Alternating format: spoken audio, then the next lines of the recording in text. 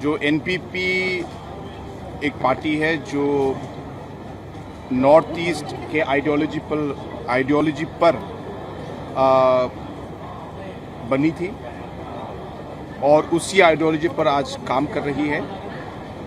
और इसी आइडियोलॉजी पर हम पार्टी को आगे ले जाएंगे।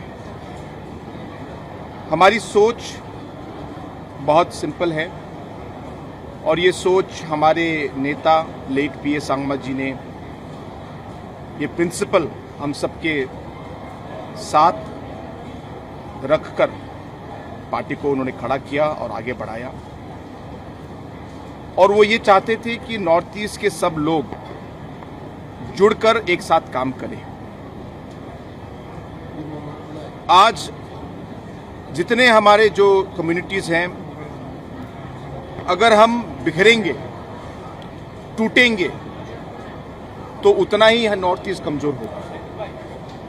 लेकिन अगर हम एक साथ काम करेंगे, एक साथ मिलेंगे, तो हमारी शक्ति बढ़ेगी और इसी शक्ति के साथ हम नॉर्थ ईस्ट के जो अलग अलग कठिनाइयां हैं, उन कठिनाइयों को शायद पूरा नहीं लेकिन मैक्सिमम प्रॉब्लम्स को हम लोग सॉल्व कर पाएंगे और आगे ले जा पाएंगे। और इसलिए हम चाहते हैं कि नॉर्थ ईस्ट के हमारे जो भाई बहन, हमारे जो लोग हैं, वो इस पार्टी के आइडियोलॉजी के साथ जुड़े और नॉर्थ ईस्ट को आगे रखकर एक वन नॉर्थ ईस्ट की एक आवाज में और इस सोच में हम लोग काम करें। और इसी सोच से आज भी हम लोग आसाम में हम लोगों ने कैंडिडेट डाले हैं। आज नागालैंड बाई इलेक्शन में भी हमारा एक कैंडिडेट है। आज नॉर्थ ईस्ट के अलग अलग स्टेटों में हमारे एमएलएज हैं और धीरे धीरे हम पार्टी को आज आगे बढ़ा रहे हैं ताकि हम पूरे नॉर्थ ईस्ट को एक आवाज़ दे पाए, नॉर्थ ईस्ट के लिए एक अच्छा प्लेटफॉर्म क्रिएट कर पाए और नॉर्थ ईस्ट को एक तरीके से एक शक्ति हम दे पाए ताकि हम हमारे लोगों को आगे ले जा पाए और हमारे प्रॉब्लम्स को सॉल्व कर पाए। और इस सोच से आज हम लोगों ने इन कॉन्स्टिट्यूंसीज, जो मेनली 2 कॉन्स्टिट्यूंसीज हम लोग आसाम में आज खड़े हम लोगों ने कैंडिडेट दिए हैं, उस सोच से हम लोग आगे बढ़ रहे हैं। मेरी पूरी उम्मीद है और विश्वास है कि इन दोनों सीटों में हम जीतेंगे और हमारा जो खाता खुलेगा और उससे हम लोग आगे भी हमारी पार्टी को आसाम और पूरे नॉर्थ ईस्ट में हम लोग और तेजी से आगे ले जा पाएंगे।